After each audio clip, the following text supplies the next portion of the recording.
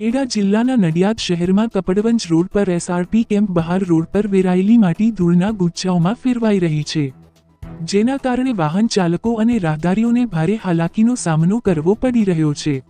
આ ધૂળની ડમરીઓને કારણે રસ્તા પર વિઝિબિલિટી ઘટી રહી છે, જેનાથી બાઇક ચાલકોને આંખોમાં બળતરા, શ્વાસ લેવામાં તકલીફ અને અકસ્માતનો ખતરો વધી રહ્યો છે।